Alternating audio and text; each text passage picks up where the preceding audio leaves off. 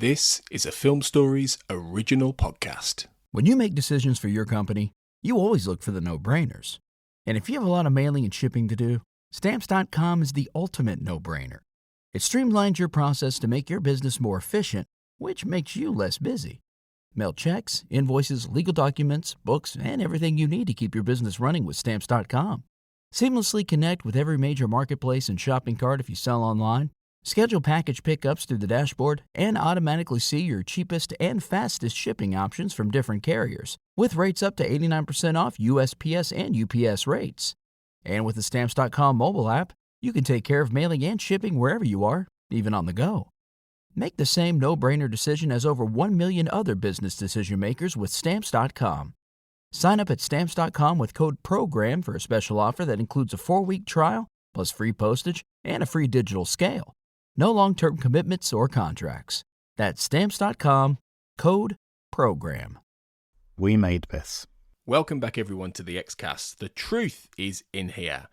I'm your host, Tony Black, and I'm just doing a little special introduction to our latest reopen file talking about Season 2's memorable Irresistible. And this is part of our run-up to I Want to Believe Minute, which will be kicking off at the very beginning of March, and we're devoting a fair chunk of February to looking back at some of the episodes we previously recorded for X-Files that definitely have that dark bent that we will see explored in the second X-Files movie. So we're starting with an episode that Carl and I did way back in March of 2017. So as of recording this, that's 7 whole years ago, towards the beginning of the podcast. And that was, I think, the first or second time that Carl and I ever recorded. And if I say so myself, I think we do a pretty good job talking about Donnie Pfaster and the darkness of Chris Carter's writing, the influences that later come on Millennium. And I don't think we quite mention I Want to Believe, but all of this percolates around the same kind of area. So I thought it would be a good chance for you to rediscover our conversation about Irresistible as we close in on our deep dive exploration of I Want to Believe Minute. February, as I say, will be devoted to certain older episodes, but we might have 1 or 2 interviews unconnected to I Want to Believe in the pipeline, but we've got to wait and see if those come off in time for us to present those to you before we begin I Want to Believe Minute. But we will see.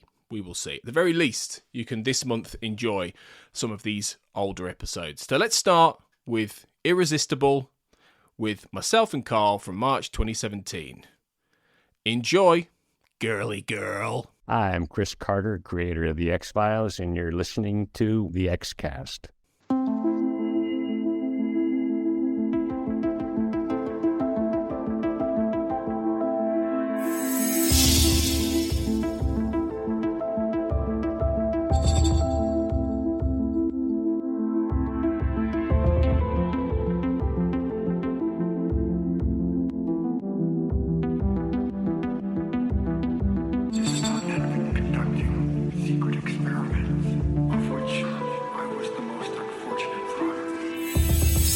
Welcome back everyone to the Xcast. The truth is in here.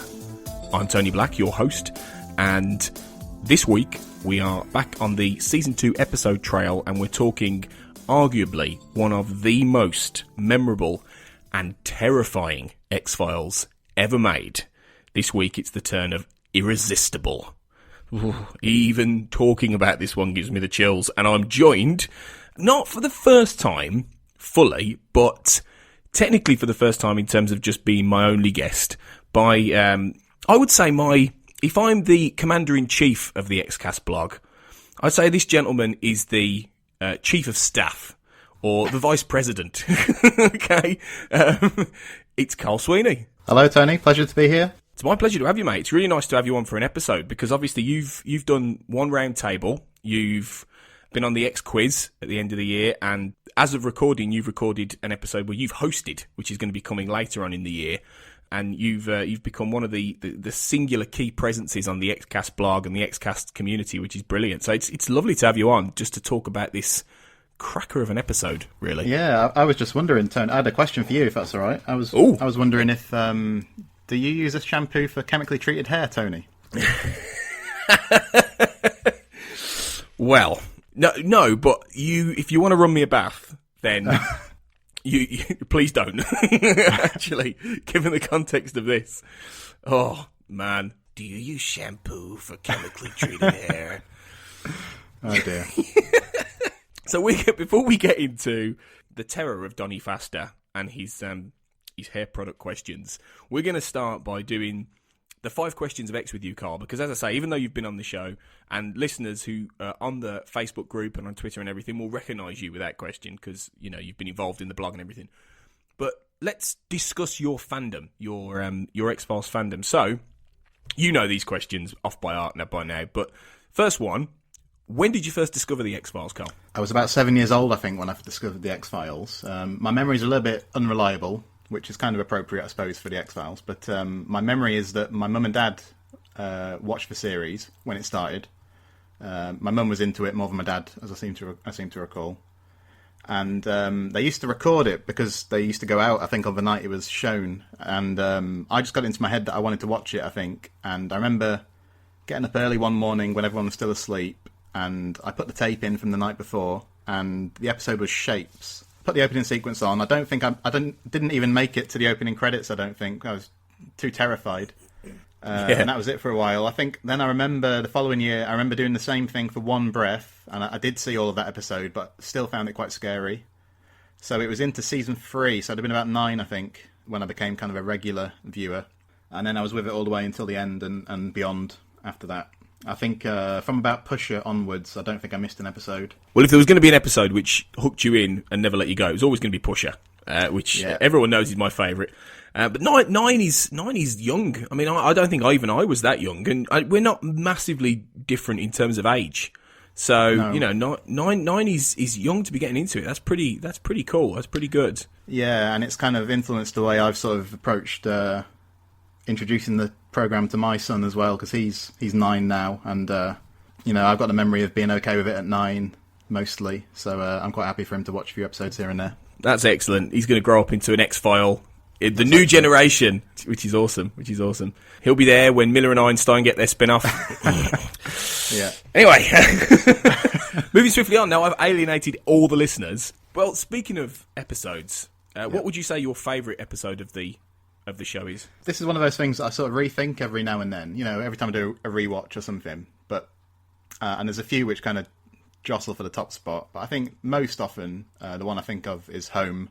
I think it's just a brilliant episode. I've always liked the episodes written by Glenn Morgan and James Wong. They're my favourite writers from the series, I think, and I think this is their best work. I think it's, you know, it sort of pushes the boundaries. It's very funny in the right places.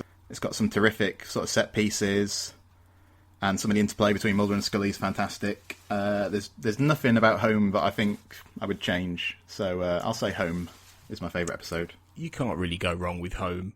You know, it's a standard, solid, just brilliant piece of X-Files telly, really. I mean, we get various different answers, but you're not the first person to say Home, and I very much doubt you'll be the last. Yeah. It's a classic. Were you hoping that Home Again for season 10 was going to be the sequel? I always suspected that Glenn Morgan was trying to sort of mislead people with that. I'm okay with only seeing the Peacocks the once. I definitely would have been intrigued to see them pop up on Millennium, which I think was mooted at one point.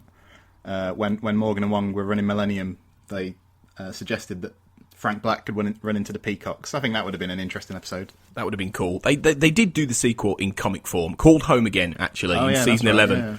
So Joe Harris has written the Peacock sequel. So it's very interesting. It's a unique way of doing it. So anyone who loves Home should check that one out. Speaking of episodes, then let's move on to seasons. What's your favourite season then, Carl, if you had to pin one down? Well, I've been thinking about this one a lot, actually. I got it down to between season 2 and season 3. And I think I'm going to go with season 3. I think it just offers the best mix, really. And it has the fewest low points, I would suggest, of any season. It's got a couple, but not that many. And it's got sort of some Darren Morgan sort of on top form. It's got some great mythology episodes, stuff like Pusher and Quagmire. I think if you were going to show a season to somebody and say this is sort of the breadth of what the X-Files can do, you couldn't really go wrong with season 3. It's got the comedy, it's got some scarier stuff, it's got things like, even stuff like oubliette or grotesque, which you could argue are a bit overlooked, but they're very effective in their own right. And it's also at the moment at which the series was at its most kind of, at its cultural height, I guess, or getting close to it anyway. And it's also when it's nailed down kind of what the series looks like and what it can do. So that's what I would say. I would say season 3 and season 2 would be in the silver medal position. Yeah. It's objectively probably its best period, really. I mean, it is hard to look past that, you know, in many ways. It doesn't have many bad eggs, season 3. It's got a couple. Like, every season's got a few. But there's not that many. So, yeah, it's a good, solid, standard choice, really. So, we've done episodes, we've done seasons. What about characters? Who's your favourite X-Files character, then, overall? I'm going to say the cigarette smoking man, because every time I'd see William B. Davis's name pop up in the credits, it would always kind of give me a bit of a thrill, you know? Yeah. And I liked all the sort of versions of the smoking man we saw as well, from the sort of early days when he didn't do much, you might get the odd line, and then to when you sort of when you find out about the syndicate and you realise he's kind of one amongst the group, and then the later days when he's kind of this mythic figure. I found all of those kind of versions of him very enjoyable, and I always thought William B. Davis was good value. Yeah, he's great. Were you a fan of him in the new season? Well, I recently rewatched all of it, including My Struggle 2, and even though that scene where he has the sort of showdown with Mulder, it's very campy, you know. But even in that, you could sort of see William B. Davis was enjoying himself, and I think he was giving as good as he gets, as good as he could, you know. So even though I had certain issues with it, I could sort of enjoy it for what it was. Yeah, I mean, you know, a few people have said how it's kind of a retread of several of those kind of conversations they've had at key episodes over the years. But, you know, that's the whole point. It is the hero facing the devil, basically. It's that archetypal conversation that never ends, really, and it's one of the keys of the X-Files. So yeah, I don't think they ever topped the very first real one, which is the one in One Breath. You know? No. But some of the other examples of it are very good. I mean, I think there's a long one in One Sun, which is good as well. But One Breath is the sort of height of it for me. Yeah, it is the best one. And I mean, I love all the stuff they have in Amour Fati at the start of season 7. I think that's some of their best as well. But that's very different. It's not so much a confrontation. It's much more. It is when, like you said, when he's more mythic and things like that. It's a very different kind of thing. But yeah, One Breath is just sublime. That whole scene is just phenomenal.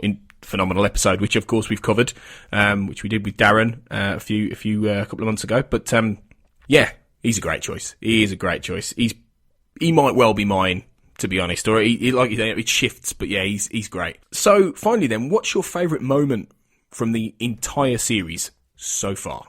If you could pick one. So far, that scene between Mulder and the Smoking Man is in the number 2 spot for me. Okay. And my favourite scene or sequence is the sequence that ends with the murder of Sheriff Taylor in Home. So all the stuff with the Peacock brothers driving over to see him, with Wonderful Wonderful on the soundtrack, leading up to, you know, the wife hides under the bed and he gets the baseball bat, I think. And the reason I like that scene so much is that you know, whenever you read an interview with someone involved with the X-Files or you see a documentary or something, they always talk about how they were making little movies.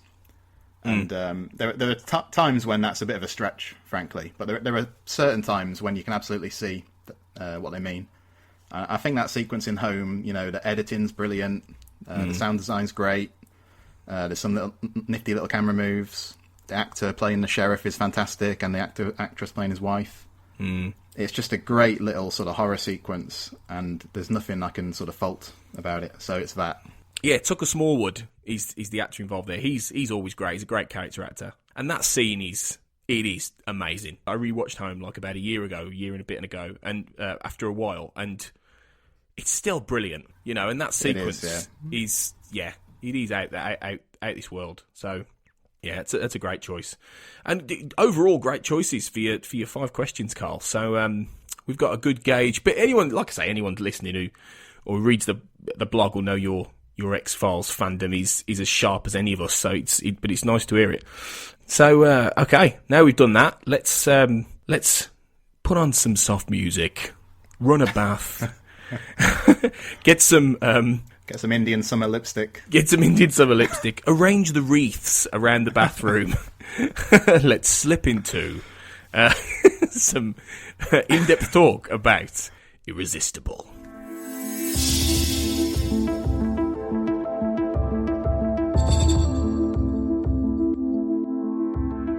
Irresistible is the 13th episode of the second season of The X-Files. It first aired on January the 13th, 1995. It was written by Chris Carter and directed by David Nutter. The story sees a mortuary attendant named Donnie Faster, who is going around collecting hair and nails and all kinds of body parts from dead corpses. And when Mulder and Scully come in to investigate a so-called death fetishist, Scully finds this case to be a little bit too much for her to handle. In med school, you develop a clinical detachment to death. In your FBI training, you are confronted with cases, the most violent and terrible cases. You think you can look into the face of pure evil. And then you find yourself paralyzed by it. Are you aware that you've been talking about yourself in the second person? No. Was I? Do you know why?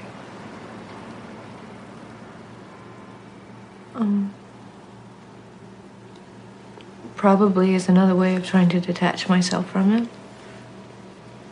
You're a very strong person. You've probably always felt you can handle any problem by yourself.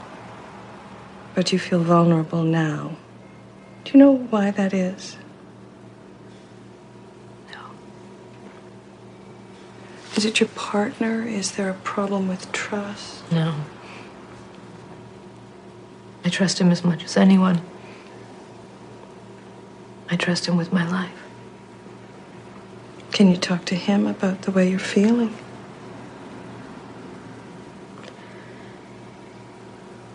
I don't want him to know how much this is bothering me.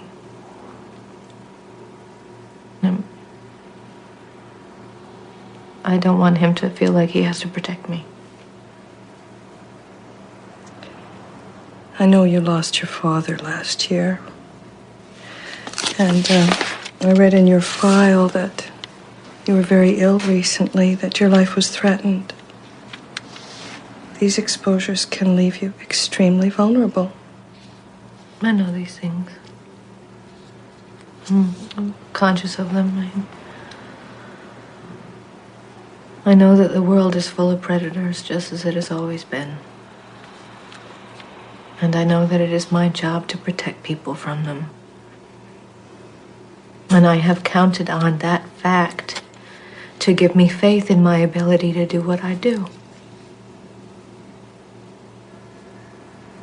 I want that faith back. I need it back. So, Carl, out of 10, what are you going to give Irresistible? Well, I think it's a very difficult episode to resist. I'm going to give it 9.5 out of 10. Ooh. Almost top marks. Just misses top marks. Okay, why is it getting that score then? It's getting such a high score because everybody's on top form, you know. First and foremost, Gillian Anderson is wonderful in the whole episode, particularly in the scene where she receives counselling. Nick Chinlan's great as Faster. It's a very, very memorable performance.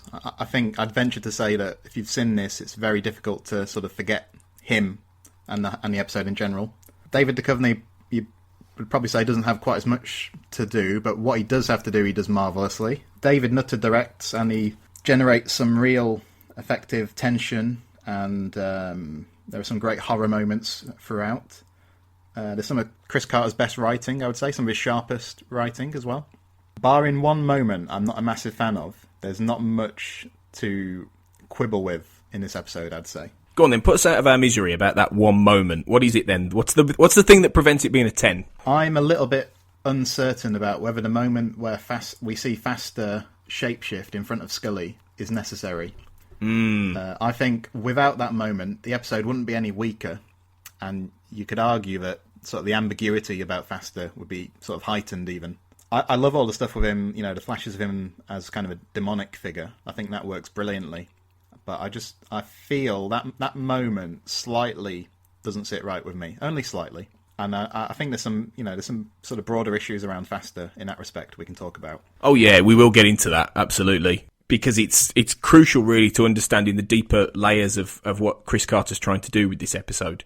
But yeah, it is, I can understand where you're coming from, because it is the one overtly supernatural moment in an episode which is defiantly not paranormal. And, it's there's a lot with Irresistible. I mean, the first thing to talk about is, well, firstly, just to get it out of the way, I'm going for a 9 out of 10. Okay, so I'm pretty much the same as you with this. I agree with everything you said. I think it's just terrifically put together. I think the writing's sharp. I think the direction is typically David Nutter in that it's a cut above a lot of what you normally get, really.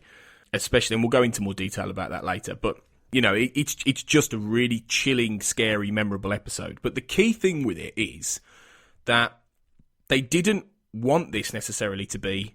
When you make decisions for your company, you always look for the no-brainers. And if you have a lot of mailing and shipping to do, Stamps.com is the ultimate no-brainer.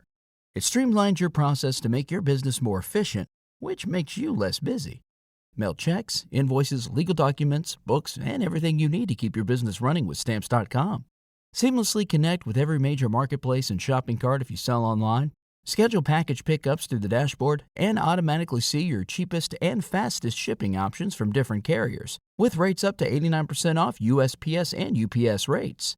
And with the Stamps.com mobile app, you can take care of mailing and shipping wherever you are, even on the go. Make the same no-brainer decision as over 1 million other business decision makers with Stamps.com. Sign up at Stamps.com with code PROGRAM for a special offer that includes a 4-week trial, plus free postage and a free digital scale. No long-term commitments or contracts. That's Stamps.com, code PROGRAM. A supernatural story. Chris Carter had said that I was able to explore the character of Scully in a way I wouldn't have been able to with a supernatural theme. He said sometimes even more scary than the things we can imagine are the things that are unimaginable, which is that the man standing next to you could be this kind of guy. Sometimes the face of evil can become frighteningly real and distorted through a prism of your own unconscious fears. That's what we were playing with. And that's the whole idea of this episode, is that Donny Faster isn't necessarily a monster. He's described as a monster. The idea of a death fetishist, of somebody who's, digging up corpses or going around mortuaries, cutting off hair and getting this weird kind of desire out of it, is, terrifying, and then obviously leading to murder. But it's very different in the sense that it's not supposed to be supernatural, isn't it? Yeah, and all that stuff with Scully, and I think the guy in the funeral home at the beginning also sees Faster as a demon. You get the sense that what they're aiming for is to show it's Scully's attempt to make Faster's evil sort of palatable, is to imagine him as kind of a demon or a devil. Whereas what's really frightening about it is that he's not that. They describe him as a boy next door type figure. So that moment where Scully sees him shapeshift slightly takes things in a different direction. Now, I'd still argue that what Scully sees at that point may not be to be taken literally, because I think there's a couple of things earlier in the episode which point to that, to her sort of viewpoint being unreliable. But I think if you took that moment out of the episode, I don't think it would lose anything. The only other note I had, and this is not, I'm not marking it down for this, but I thought it was worth mentioning, is I read a review of this episode. It was a very positive review, but it talked about the way that Minneapolis is portrayed in certain points of this episode as being unintentionally hilarious. And I think what it's talking about is, all the stuff is earlier on in the episode where Agent Box is talking about, we can't get any extra policemen on a Saturday, this isn't New York, that kind of thing. I think what the writer I read was saying was that doesn't really ring true for sort of mid-90s Minneapolis. Now, I don't know if you're like me, Tony. Whenever I used to watch The X-Files, I paid no attention to how the different states and cities were portrayed, really. I had no idea. No. So that might be something our sort of American listeners can comment on. I get the feeling Carter, my instinct is he probably is laying that stuff on a little bit thick, to be honest. But I don't think it's a problem as such. He might be. No. I mean, this is the whole thing, whenever, I don't know about you, but whenever I see a British show that is, or even an American show set in Britain or with British elements that don't get things right, I do get a bit, oh, come on, that's obviously, like, there has never been a show, I work in a school, there has never been a show, I don't think, on television that's ever properly represented what a school in the UK is like, right? Yeah. Every time I watch something, I go, oh, that's rubbish, that would never happen. But yeah, I think there's a difference between that and a certain specific city not looking the way it should or not being represented in the right way. I don't think that takes away from the story that they're trying to tell, really. No, I think, like I say, the writer I read, he was just talking about, I think at one point he says, we can't get anyone on a Saturday, we might not be able to get any extra help until Tuesday. And I think that's not too dissimilar from the way that the town in Home is portrayed, where they're kind of cut off. But it's only a couple of lines. I don't think it's much of a problem, really. No. But it may just be one of those details that's kind of functional for the sake of the story. Perhaps. There's a few details about this that make it unique beyond, obviously, the fact that they're trying to draw that point about a city not having resources. The first thing is that it was supposed to be about a necrophiliac, but the network said no. They were fine with death fetishists. Yeah. They were fine with what they got in the end. Yeah, it's fine. Cutting up bodies, it's okay. Murdering prostitutes, all good.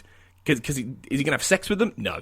They thought that was too far, and that the sexual content was implied. I actually think that was a good note from the network, because I think it makes Donny Faster a far more interesting character in that he's not just somebody who's trying to have sex with dead people.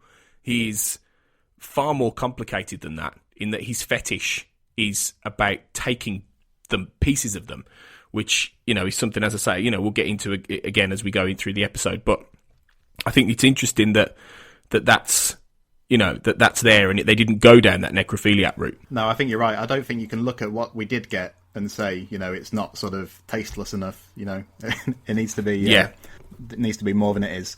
I think what's also interesting is if you look at the scripts Chris Carter had been turning in for season 2, I think the one before this is Red Museum, isn't it? And in that episode. Yeah, in that episode, you've got the figure of the sort of peeping Tom, who spies on the women, and you sort of get the sense that Carter's mind is sort of turning to the kind of subject matter that will form the basis of Millennium, and Irresistible is the one which really sort of crystallises that vision. But even in Red Museum, and even if you go back to Dwayne Barry, you've got Dwayne Barry, where the sort of paranormal aspect of it is kind of secondary a lot of the time to sort of Dwayne Barry's sort of psychological state. So you've got sort of Chris Carter in season 1, he's concerned with UFOs and things like the Jersey Devil, and then as you get into season 2, he's sort of starting to become more interested in kind of real world, sometimes sexual horror. It's quite an interesting thing to sort of watch happen. Definitely. The Millennium thing is a huge point with this episode, because he has gone on record as saying this is the episode that inspired him to create Millennium, which obviously I'm sure most listeners will know was his second major series that aired, that premiered at the beginning of the X-Files season 4, and in the end becomes a spin-off show from the X-Files. It's set in the same universe. And that is full of Donny Fasters in many respects. Certainly the first season, which is... Millennium is interesting because each season has its own different style, and they cover very, very kinds of different versions of looking at the coming millennium and, the idea of the apocalypse. But the first season is all about really twisted serial killers and really dark and weird serial killers. If anyone has seen Hannibal, the TV show Hannibal, that is basically Millennium, but for a modern audience. Millennium was doing that stuff 20 years ago, and it's... This is the moment where you see, a light bulb would have gone off in Chris Carter's head and said, this character, and then what Mulder is basically trying to do in this episode is a series. And that's obviously where Frank Black, the point where Mulder is at one point saying to Box, giving a profile of this guy, and he's going, no, he's got links back to his mother, he wouldn't be, that's Frank Black in many respects. I was watching it and I was thinking, this is Frank Black. Just as a proto version without the extra Frank Black elements. So yeah, the Millennium influence cannot be underestimated. It's huge to this, and this episode is really the point where I think the show embraces just how scary it can be. It's been weird before, it's had creepy episodes, but I don't think up until this point, I don't know about you, Carl, I don't think the show had been this scary up until this point. Well, I suppose you have things like tombs and maybe ice, which are pretty scary in their own right. But yeah, this is a very, very disturbing one. Yeah, I mean, I would agree that this is, if home is scarier, this is certainly in one of the top few if you were making a list of scariest episodes, isn't it? But also, even, like you say, the Millennium influence, but even in going into the sort of season 3, when you have episodes like Oubliette and Grotesque, which you can sort of see that without Irresistible, they may not have got to that kind of episode quite as quickly. Yeah, Paper Hearts is another one. Paper Hearts, yeah, absolutely. There's quite a few that come up over the seasons that, owe a real debt to Irresistible, and I think, you without this episode, you may not have had those, and you may not have had Millennium, really. It's a very important episode in terms of Chris Carter, as well as in terms of his development as a writer and the kind of things he was interested in and wanting to do. It's very important to the X-Files overall, really, and that's why I think it's so well remembered for lots of different reasons. So IMDb give this a 8.3 out of 2,539 votes, 8.3 out of 10, which puts it not in the top tier of season 2, which is why IMDb is unreliable as an aggregator. Yeah, that's very surprising, I must say. Yeah, it's not up there with episodes like Colony and Endgame and Anasazi, which, are probably among the best, Dwayne Barry, that probably are among the best episodes of the season, but yeah, I think it should be. I really do think it should be up there. I suppose I can understand why if somebody was squeamish or, some people just do not like watching scary stuff. I can sort of see why somebody who feels like that wouldn't particularly get along with this episode. That's true. But yeah, so it's still got, a good rating amongst the quorum, but I think it's perhaps a little bit underrated there. So let's talk more about this episode in detail, and let's pick apart Irresistible.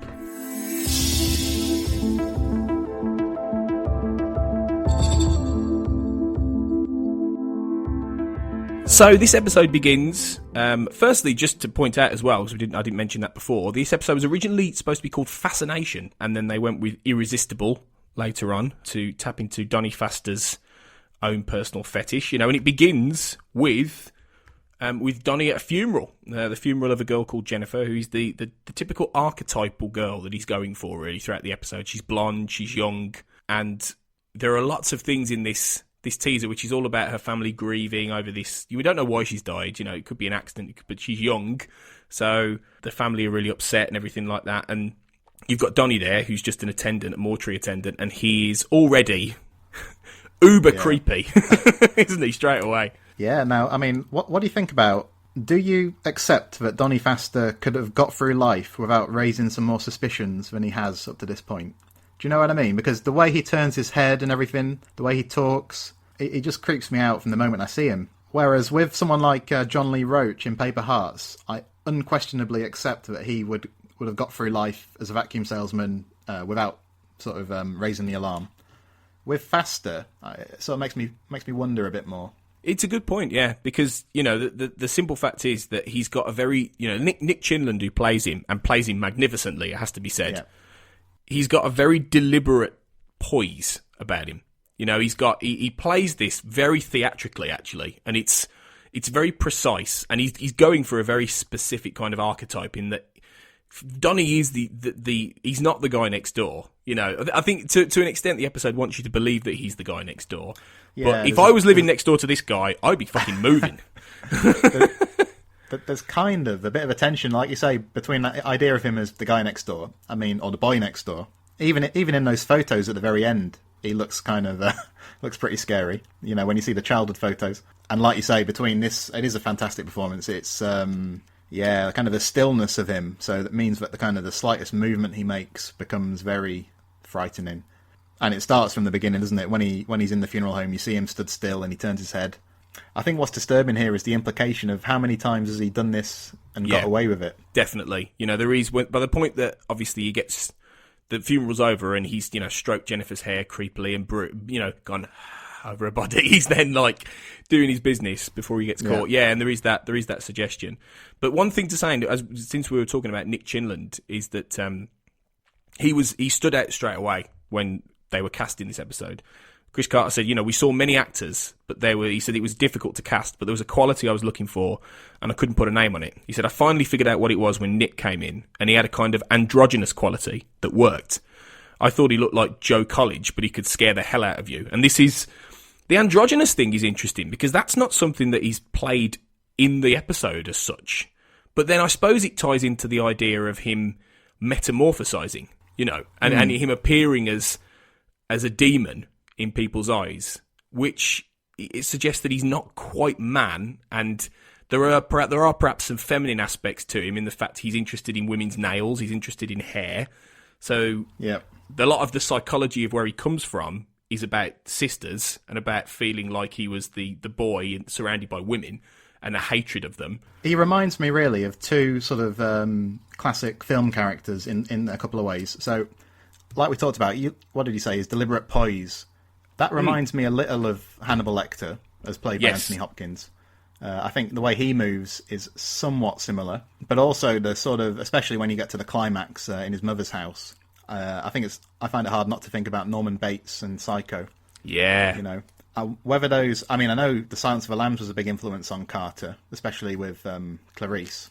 I'm not sure about Psycho, but whenever I see this episode, I think of those two films. Yeah, that's really good, actually. I can totally see that. I think that, you know, an extension of Hannibal certainly is the fact that the biggest reference point in the real world for this episode was Jeffrey Dahmer, who was the serial killer and sex offender who dismembered 17 men and boys between 1978 and 1991, who was executed just a matter of weeks before this episode actually went on air. Okay, I didn't realise that. Yeah, November 1994 he was killed.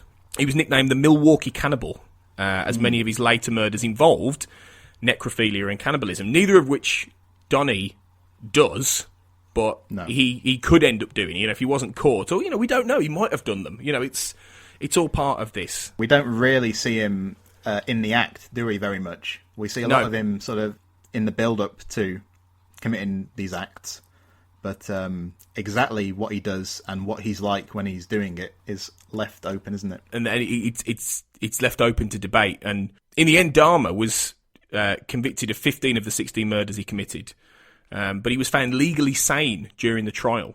Although he was diagnosed with multiple psychological disorders. In fact, he wasn't executed. He was beaten to death in the Columbia Correctional Institution by another inmate in 1994. So he would have been executed, I'm sure. He would have been on death row. But, he was beaten to death in the end. But, yeah, those kind of archetypes and those kind of real-life serial killers are another scary influence for Donnie and form that character who, you know, as I say, gets caught in the act by the other morgue attendant who... Did you notice the quirk of him licking an ice pop as he walked into the... What's that about? Do you think they wanted to give him a little quirk? Like, I thought it maybe represented the fact that he was very blasé about his job. You know, he got to that point that he could go in there with an ice lolly, you know, surrounded by corpses. Yes. He's got to that point where he's desensitised to it all. Yeah, that could be it. I guess so. But then he sees Donnie, sees him as a demon, as you mentioned before.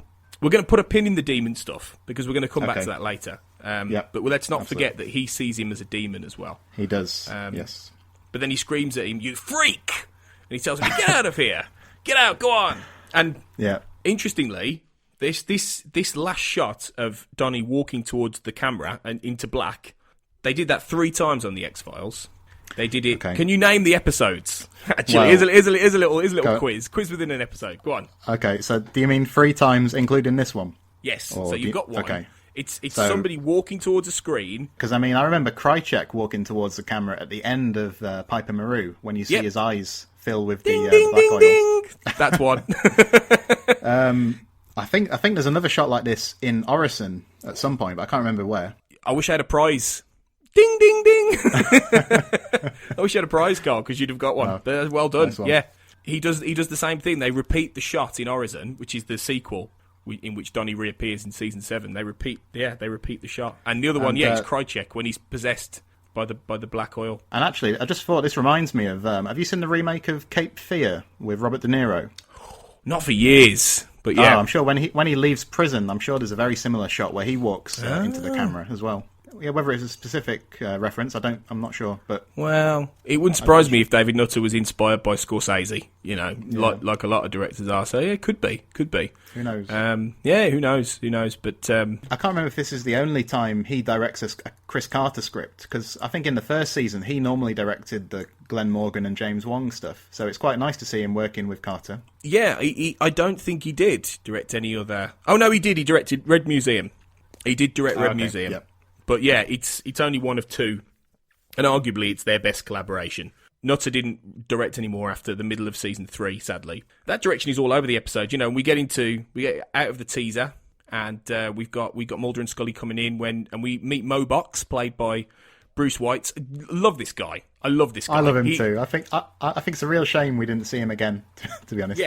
Yeah, totally. They could have brought him back, because he was quirky, not just in the fact that Bruce White plays him in a really down-to-earth, salt-of-the-earth... you can imagine this guy being a main character on, like, Law and Order or one of those kind of shows.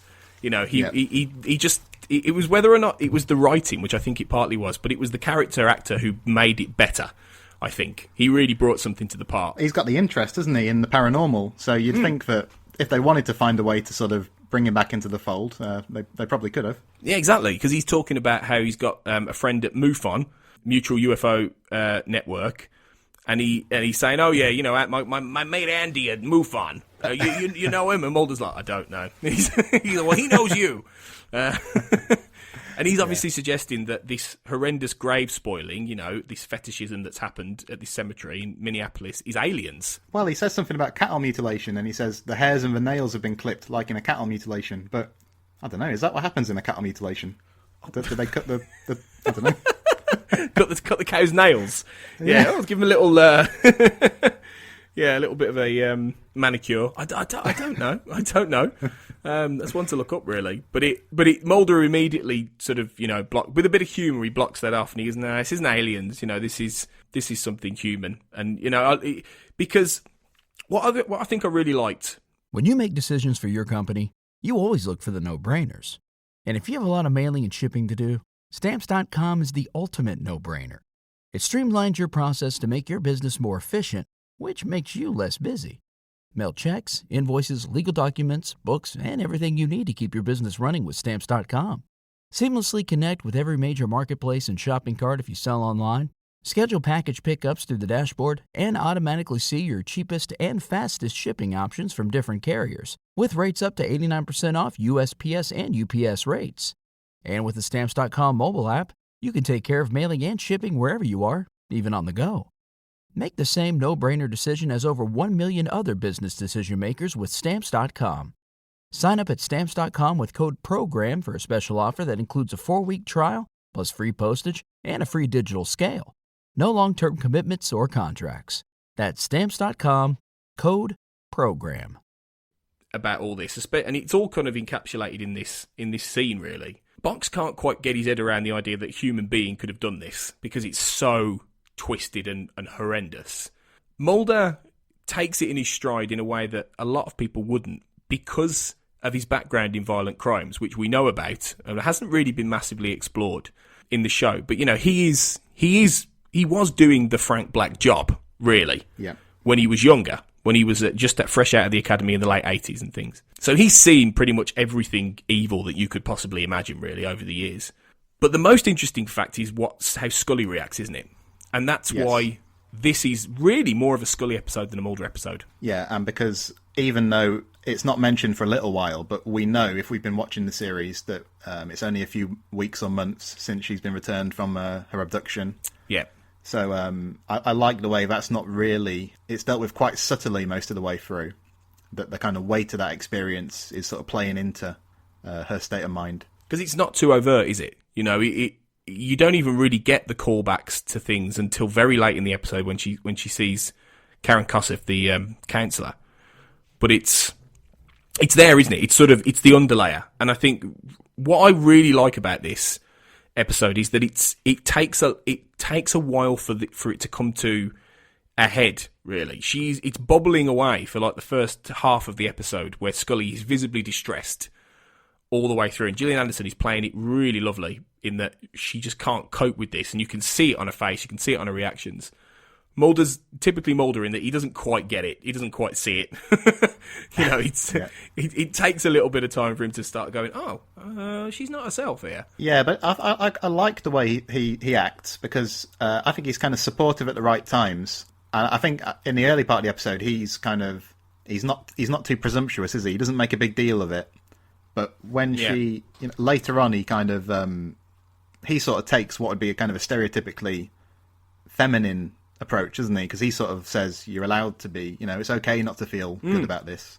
Whereas Scully's a bit trying to sort of keep things bottled in, which arguably is a more sort of stereotypically male approach to things. Definitely. So yeah, there's all sorts going on in this episode. It's very layered. It's very layered, and you're absolutely right in that there's a lot about the archetypes being flipped, and the idea of that the male agent is the one who's supposed to be stalwart and stuff, and he's the one doing the feminine aspects. So it's very true. It's very true, and it's very well encapsulated in this episode. Yeah. But and the humour's there with Mulder as well. It's like how he's more interested at the beginning in the sports game that's going on. He's got the tickets for the football game. We've got 2 tickets, and then when they go to see Box, Box is watching the football, and then as Box is talking, Mulder cranes around Scully a little bit to have a look at the match. Yeah, that's good. So that's great.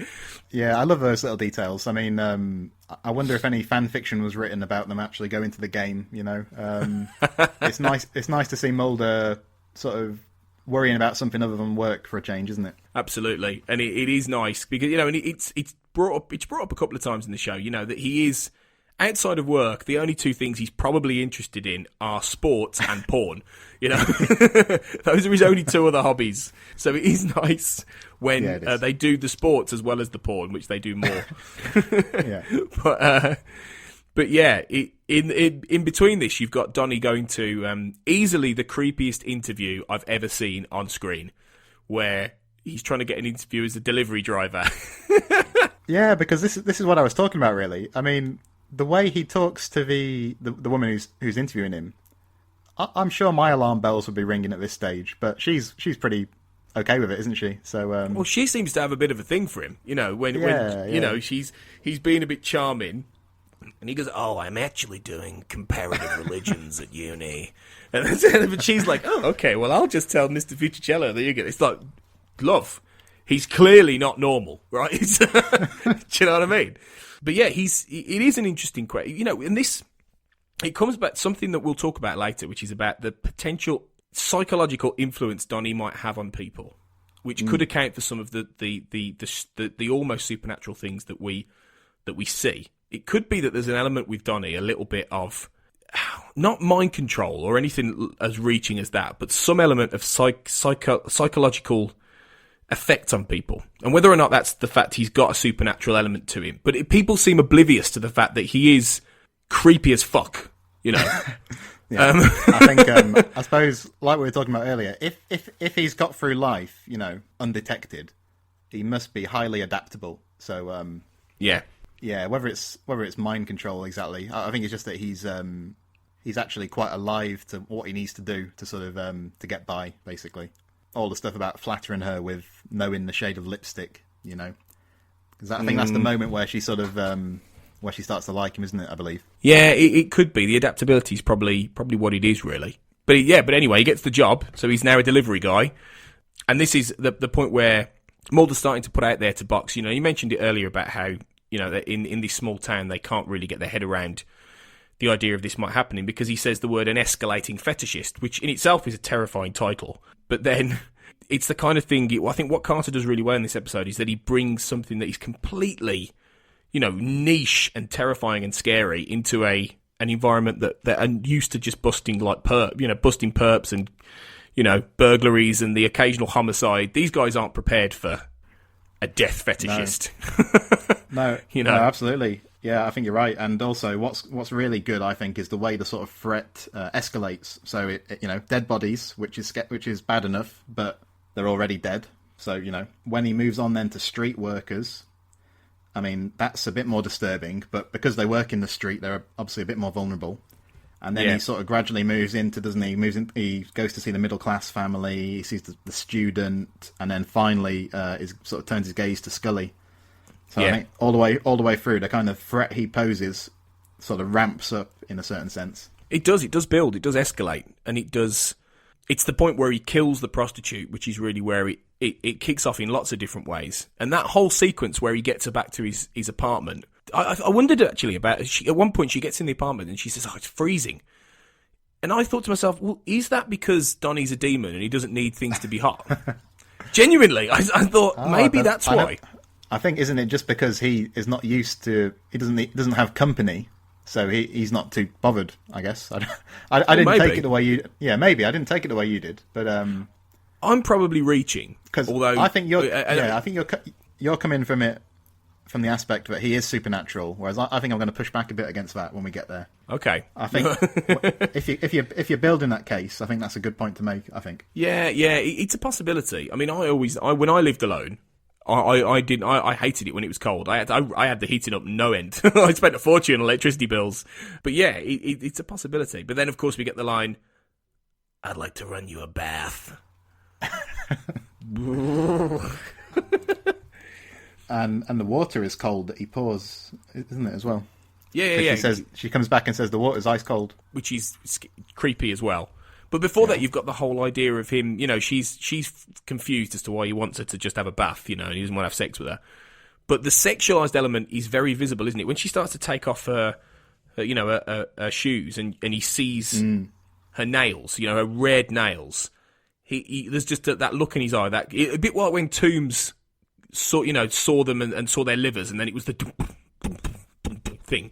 He gets a little bit of that just combination of lust and I think just consuming, well, you know, obsession. And this is why he's interesting, because I think that the psychology behind it is that he feels like he needs to possess these women. He needs to possess something of them, which is why he takes first from their dead bodies, because he can't do it in real life. He can't form a proper relationship with anybody. And then obviously he kills because the compulsion grows. I think that, would you say that's this underlying part of the underlying psychology here with him? Yeah, I wouldn't disagree with that at all, yeah. And I think that moment you talk about where he sort of eyes her up, it's kind of like what we were saying. I mean, that look he gives her, or he's looking at her shoes, like you say, that does enough, doesn't it? You don't necessarily need to see much more than that. That detail is eerie as it is. And it's like you said, you don't see him kill anyone. You know, that's a really good thing. You know, she sees the wreaths in his bedroom, which is freaky as hell. It's really scary. And then she runs off screaming and he chases her down. Well, he doesn't even chase her, he just walks after her, doesn't he? And you've got the shadows on his wall. Yeah, that moment where his shadow looms over her, that's an excellent sort of bit of directing, I think. I think that's a great shot. It's a great shot. There's really loads of them in there. You know, there's the great shot of the shadow, yeah. And then you've got Mark Snow's really sort of oppressively gothic music, just synth building that, you know, going on in the background, which is just really good. But then it cuts to the body, you know, and so you don't see him, you know, savagely kill this woman, which he obviously does, and you've just then got this corpse in the middle of the road, the sheet covered over, stained with blood, because he's basically just ripped her face off or whatever. And I think it's the classic thing, isn't it? Imagining what it looks like is worse. When I went back to watch this for the first time, when I was watching episodes before the revival series, I probably imagined this was a more violent episode, explicitly on-screen violence than is actually the case. Like you say, I think in this kind of thing, what's suggested can be very powerful. Yeah, and I think that's the key to Irresistible, in that, you know, the Home is probably a scarier and more disturbing episode than this, but Home very visibly shows the violence in a couple of places. Like as we talked about earlier, the Sheriff Andy Taylor bit where he gets killed. That's you don't see all of it, but you see them going to town a little bit on bodies. But in this, you don't see Donnie do anything like that, and it's the implication of what he's capable of is scarier really than seeing him actually do it. And seeing Scully's reaction, you know, to that body, because she just can't cope with it. You know, when she sees that body mauled, she can't do her normal thing. You know, and even when she later does the autopsy, you know, you've got the really interesting use of voiceover and field report that happens throughout this episode, mainly from Scully, but it overlays her doing the autopsy to make the point, and she's talking about, you know, the manner of death and how a body tells a story, but it's very much that this isn't a normal autopsy for her. This is something that he's just getting to her. And I thought that was great. Oh, it was, yeah, because you've got, like you say, a very clinical voiceover which is what we hear, but what we see is her sort of struggling to kind of do her duties as normal, really. So yeah, I think that's a great little scene where you've got the voiceover doing one thing and what we see on the screen doing another. It's very good. It's very good, and it's getting into Scully's psychology about this as well at the same time, which I think is key to the episode, really, because that's what gives this its extra layer in many ways. At the same time, Donnie's off doing his job. He's being the delivery man, going to a normal family. The actress here, the mother, sticks in my head because she later plays similar kind of role in a way when she's in Too Shy, which is not the same episode, but the similar sort of elements to it. And she gets killed, I think, in Too Shy in the end.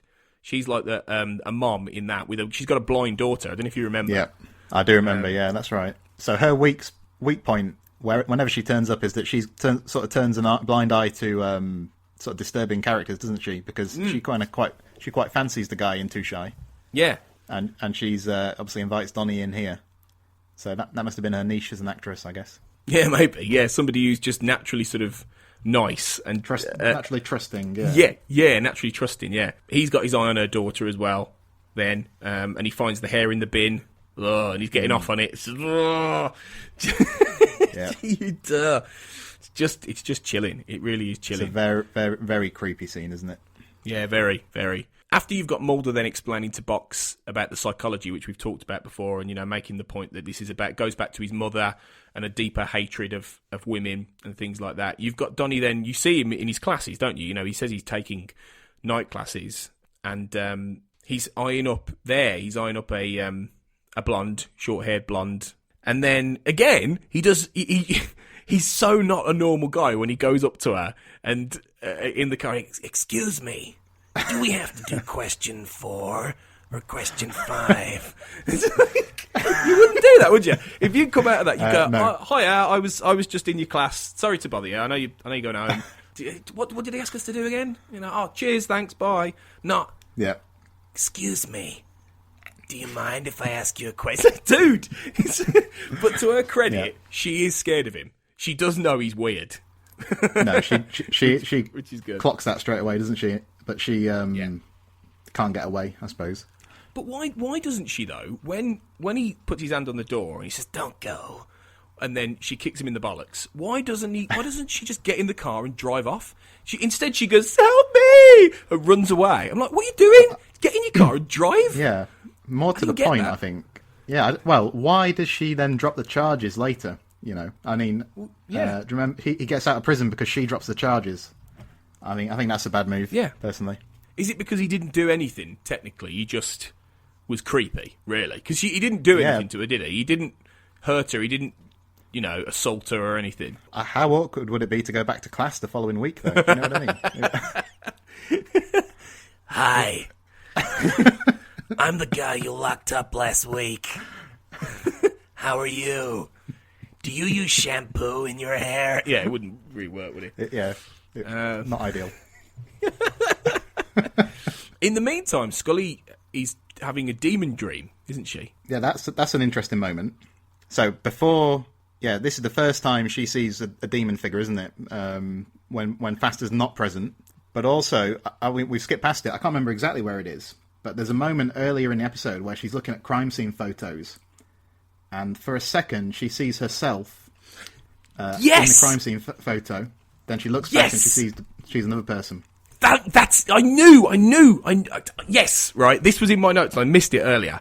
I thought that was what had happened, and it was her face. And I've got a note actually, and I missed it, and it was that looks a lot like Gillian Anderson. Good. I'm glad you spotted that because. Yeah. That is almost blinking you'll miss it in a way, because it could have been read as she's just disturbed by the crime scene photos. Not that, shit, that's Scully? So there's a psychic thing going on here, isn't there? Possibly. Yeah. I'm building the case here for when we get to the end of the episode, and what I'm saying is that Scully's view is unreliable, okay? So she sees herself in the crime scene photos. She has the nightmare where she sees the demon. And then later on, she sort of, again, we see from her point of view, we see her imagining Faster shapeshift, all right? So I'm saying that moment is Scully's projection rather than something that literally happened. Okay. That's where I'm going with that. We're building to a climax in this episode, guys. Yeah, Me and Carl and I show down on this. We get there. We're getting there. Okay, good theory. Okay. They, of course, now have got another suspect, a guy who's clearly not a death fetishist. He looks like somebody they've just got in from the local bar. But there's another great shot by David Nutter, isn't there? When Mulder and Box go in to speak to him, Scully stands there outside, and behind, pull frame, and you've got Donnie staring from the cell behind. Yeah. That's the moment, really, where I start to think of The Silence of the Lambs, because in a strange way it echoes a similar scene in that film, even though the sort of dynamics of it are a bit different. In both cases, you've got the prison, you've got this kind of miserable, abject place, where really Scully's the one with the power. She's not confined, but because of the way he looks at her, at that moment, he's the one who's got the power over her. I think it's really well done. Definitely, it underscores his power, what he's trying to do, the fact that the devil, the demon, the evil is there, but they can't quite see it yet, which is great. It's just out of shot for them. And this, of course, is, Donnie gets the information about Scully from the other guy, which he's doing a little bit of his own detective work. He's seen her, he's interested now. She's become his new target. But this is the point where Scully just says she can't do this. Well, she doesn't say that, does she? She tries to sort of cover it by saying, "Oh yeah, I'll just go back to Washington. I'll go and do some evidence gathering. I'm better off doing that, really." But Mulder knows, doesn't he? He's like, "Look, if this is too much, this destroys people who've done this for 20 years. If this is too much for you, don't worry." But to her credit, she makes the right choice, because she goes back to Washington, and it does get the investigation sort of going again, doesn't it? Yeah. Essentially. Yeah. I really like that fact that it's not, she doesn't just go, the writing, the script doesn't just say, "Oh, Scully goes off, has a bit of counselling, comes back." She actually goes off, does find something very crucial as well. And I thought that was very good, in that it's not just arbitrarily getting her over there just so she can have some counselling. It's good that she, because there's loads of episodes where Scully gets herself into trouble, or to put it another way, trouble finds Scully. But in this one, she's sort of given the ability to make choices which influence the rest of the episode, which is one of the reasons I really like it, to be honest. Yeah, it's very good. There is a common criticism from quite a lot of people. And I'm finding this, actually, just to give him a name check. My friend Matt Latham, who's been watching the episodes for the first time, he's often said to me he feels like Scully is just put in danger for the sake of it. Or, there's a lot of... Certainly in the earlier in season 1 and parts of season 2, she is not used as effectively as Mulder in terms of driving the story or having that agency. And I think this season 2 has got steadily better at that as the season goes on. But this is a really good first example of when they do that well. Yeah, absolutely. No, Matt's right. I think you've got to sort of... I suppose for mid-90s TV, there was a bit of a double standard with the way female protagonists were treated in that way. It's definitely a fair criticism. I mean, there's a bit of a double standard because Mulder gets himself into trouble. Mulder breaks into a base, or he breaks into the place in the Erlenmeyer flask, and he gets into trouble that way. Whereas in something like Squeeze, I suppose, Scully's just minding her own business and trouble finds her. But what's really good here is how it's done in a very, I don't know what to say, it's done in such a good way, because it's a great opportunity for some character development. And it's not just done for the sake of it, whereas in some episodes, that is done for the sake of it, and it's not so good. Yeah, it doesn't always work. But I think, like you say, the fact that she has that agency about her is really important. Yeah, because obviously in the abduction storyline, I mean, those were great episodes, really, but because Gillian Anderson was basically, she'd just given birth and so on, she wasn't given the same opportunity. So to do kind of a... not a retread, but this experience is kind of a deliberate echo of the earlier experience in a certain way. But to do it in a non-supernatural way means that she can't be saved by the fact that in sci-fi, alien abductions, alien abductees get returned. She has to, it has to be resolved in a different way. Yeah, Chris Carter did a really good job here, I've got to say. Yeah, he did. He did do a great job. As he does with the counselling scene, which is a really powerful scene, really brilliantly written, where Scully goes to see Karen Kosseff, who reappears a couple of times as well in later seasons, in a couple of later seasons. Season 4, I think, she comes back in Elegy, I think, when Scully's struggling with dying of cancer. This scene is really good because it manages to get into her psychology more than would normally happen in an episode. It has the facility to actually explore how she feels about Mulder in certain ways. Karen asks questions about, whether she trusts Mulder and, the underlying reasons as to why she's struggling to cope with this case. And she says things like she trusts Mulder, but she can't tell him how much this bothers her because she doesn't want to feel like he needs to protect her. That after she was abducted and he nearly destroyed him, she's come back on work, and she's consistently said, right since Firewalker, she said, I'm okay, I need to be at work, I'm fine, I don't need you to look after me. But it's a really logical reason for Scully not to actually be able to open up to Mulder in the way that she does to a counsellor, to somebody separate from the whole thing. It's very clever. It's very clever, yeah. It's a great scene. It's very well performed, isn't it? It's almost like the investigation pauses until Scully can sort of resolve her feelings in a certain sense. Because it's not until she's worked through some of this stuff that she then goes back and the fingerprint is found, and sort of things can proceed. So it's actually quite an unusual choice, isn't it? To have it's probably a 3 or 4 minute long scene. Yeah. At a critical point of the episode, a reflective scene like this it's such a great choice. I think, yeah, it is, but I think it's really well earned and important to the story itself. I think that's why you chose to do it. In that it's not arbitrary, it's not just pausing for breath. It is actually the crucial character point that Scully needs to get through in order for the episode to have its effect. And for it's a handy way of also stopping for breath and allowing the writing to actually explore the fact that she's lost her father, she's been abducted, and that she's lost a little bit of faith in how to do her job. And she says that. She says, I want to regain the faith I can do my job properly. And it's you can't do that in episodes like Aubrey. For all I really liked Aubrey, and we talked about it recently, it was a good episode. You can't necessarily do that in episodes like that, your standard stories. The usual conspiracy mythology episodes are so tied up with Mulder's quest or lots and lots of stuff going on. Again, you don't always have the time to be able to stop for breath and do that. So the fact he does manage to weave that in and make it work really well is a testament to how well this script is written, really. I agree, absolutely. It's great. It is really good. And like you say, she gets the print. It allows Mulder and Box to find Donnie. And there's a lovely moment where she rings Mulder as well. And he says, look, are you all right? Do you need to take some time off? And she says, no, look, I'm coming back. You could use my help. And he just says, always. It's just lovely. It is. It's a very nice moment. Because he's just like, of course I need you. Of course I need you here. But he doesn't... Mulder's great in this because he doesn't push her. He doesn't sort of say to her, look, I need you back. I've got to... He's remarkably unselfish for Mulder, actually. No, this is one of the most sort of appealing sort of sides of Mulder we've seen, I'd say. Because, I mean, if this had been a case that had some kind of religious connotation, the Mulder we'd have seen would have been very different. He'd have been much more sort of aggressive and... not aggressive, but you know what I mean? He'd have pushed back in a certain way. I really like seeing him like this. Yeah, he's great, isn't he, when he's not having to face the religious aspects or things like that. When he's actually it's just about her welfare. He's really caring, he's really understanding, and he just wants her to be okay, and that's really good. And it shows the continuing depth of their relationship, which is excellent. Just in little lines, just really comes, and in the performances, just the way David Duchovny and Gillian Anderson put it across is just lovely. But yeah, so this is Act 3 now. The plot is racing. They find Donnie's flat. They find the finger in the fridge. And then obviously Scully is rammed off the road by Donnie, and she's taken prisoner, really. But it's not for too long, really. She's not captive for a massive amount of time. It's probably for about 10 minutes.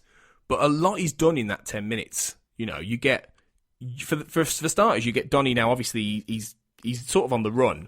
And he makes the strange choice of going to the one place obviously they're going to look, his mother's house. That's a good point, yeah.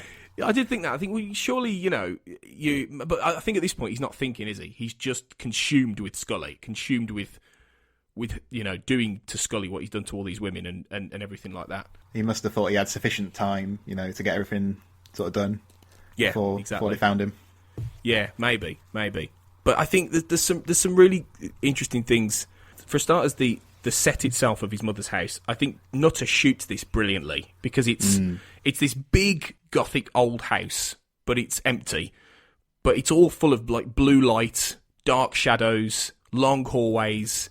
Yeah, it's like his tabernacle. It's like his temple. It's just exactly the kind of place he would do these horrendous things. Yeah, and it's exactly the kind of place kind of a horror film would end up. Yeah, definitely. Yeah. I'd like to have spent.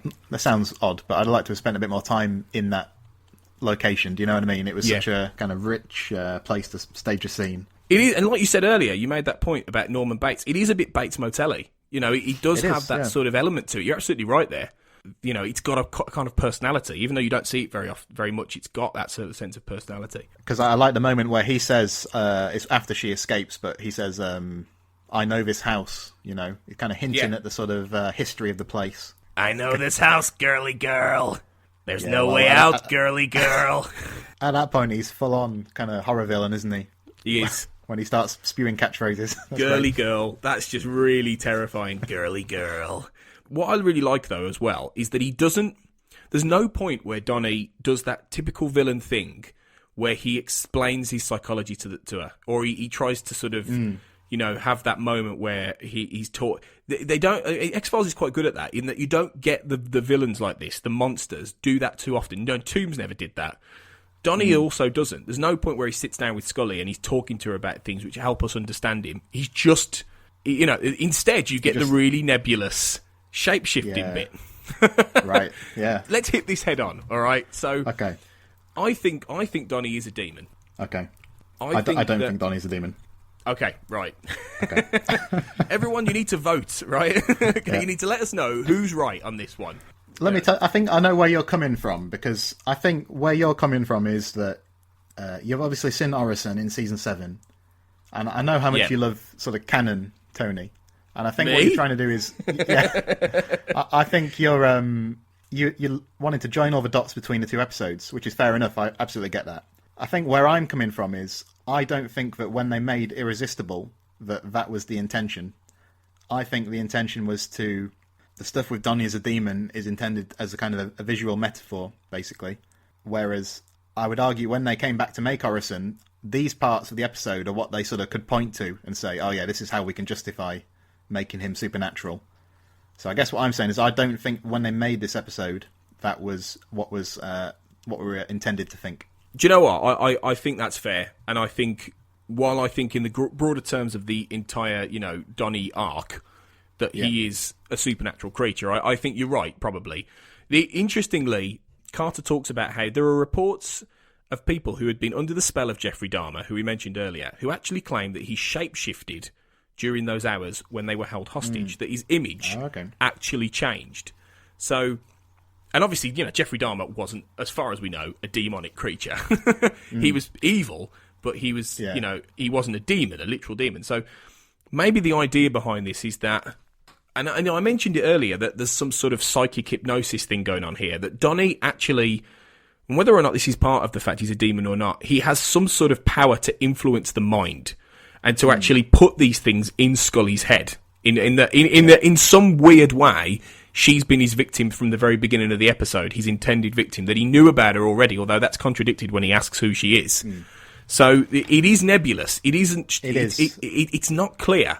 But it could be open for discussion, certainly. Yeah, you know, there are things that go for and against it, really. Yeah, I suppose what I would say is, obviously, she's under great psychological kind of duress. We've seen her a couple of times earlier in the episode. She's having visions which aren't reliable, whether it's in her sleep or in the crime, looking at the crime scene photos.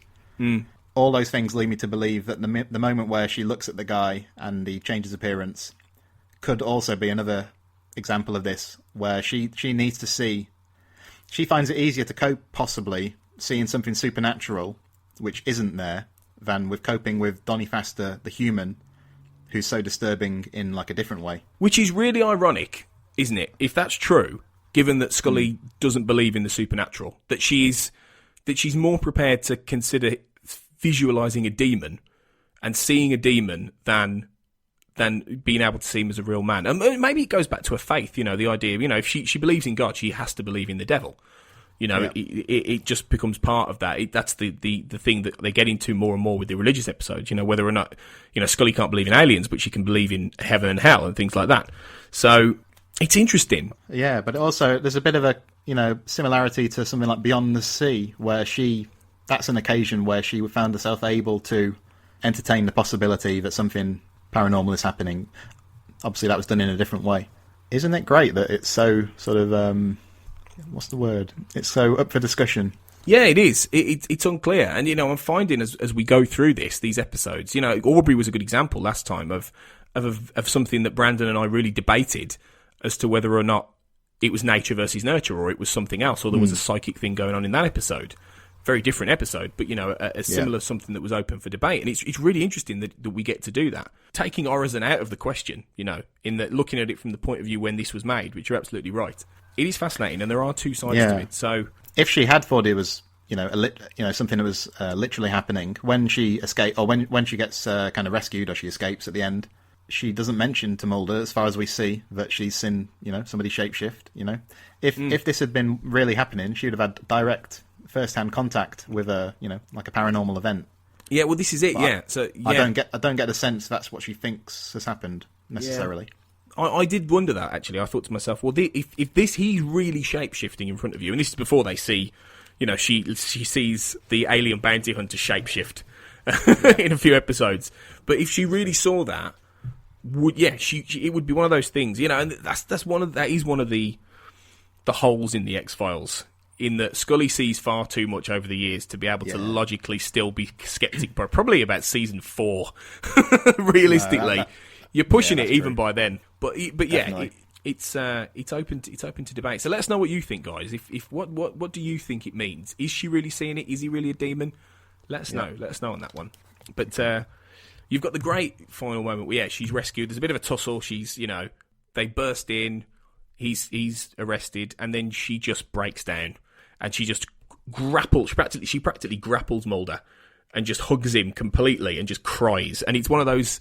And he's just there saying, it's okay, it's fine. And it's lovely because it shows that real bond now and that connection they have. Yeah, it's massively well earned, isn't it, that moment? Yeah. From this episode and from the things we've seen in other episodes, it feels right. Hugely. And then it's finally left for Mulder to do a bit of a wrap-up voiceover. We see pictures of evil young Donnie, who looks like Damien, doesn't he, as he's growing up? He does.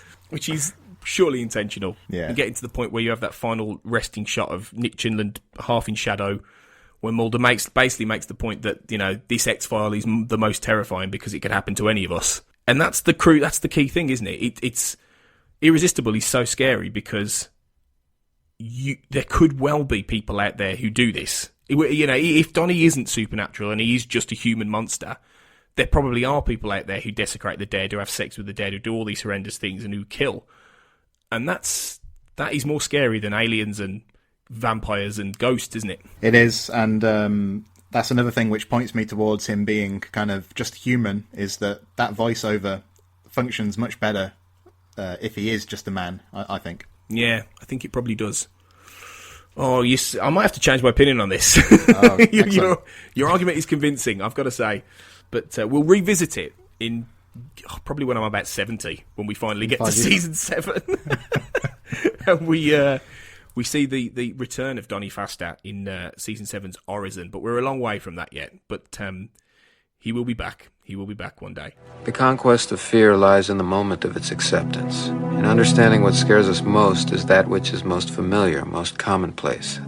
That boy next door, Donnie Faster, the unremarkable younger brother of 4 older sisters, extraordinary only in his ordinariness, could grow up to be the devil in a button-down shirt. It's been said that the fear of the unknown is an irrational response to the excesses of the imagination, but our fear of the everyday, of the lurking stranger, and the sound of footfalls on the stairs, the fear of violent death and the primitive impulse to survive, are as frightening as any X-File, as real as the acceptance that it could happen to you. So yeah, that's Irresistible.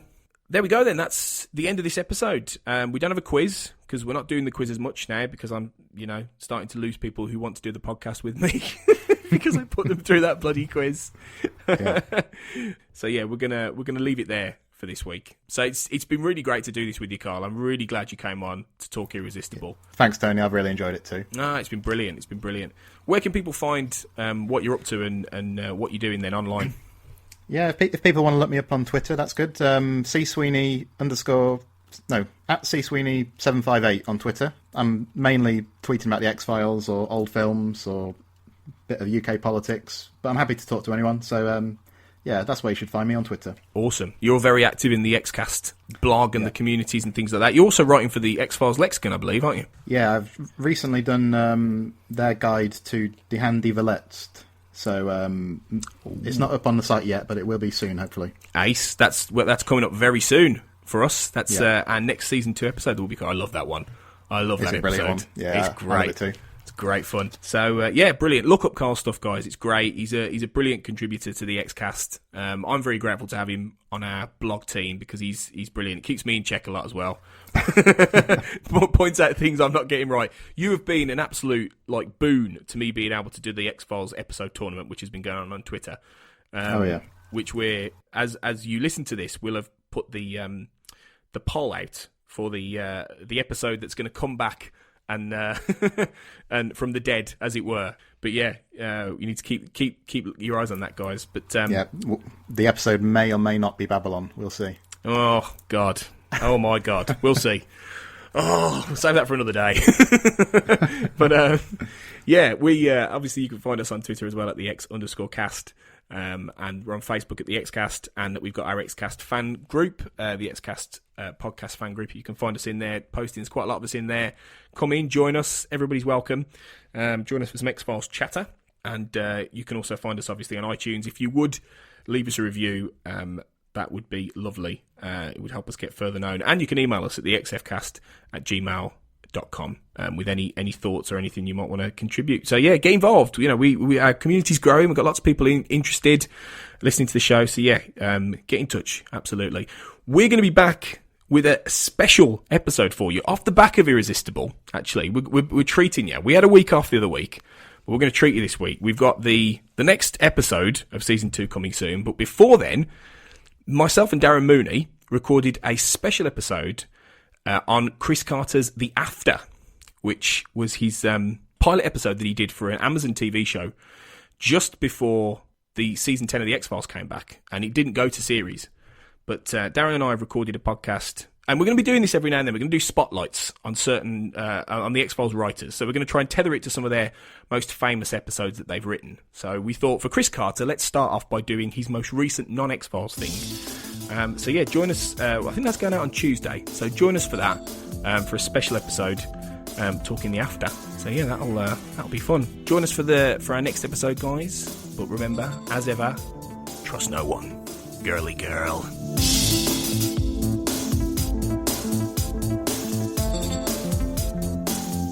The Xcast is produced and presented by Tony Black, part of the Black Hole Media podcast network. Title music is courtesy of Will A, who you can find on Twitter at IamWillAYE.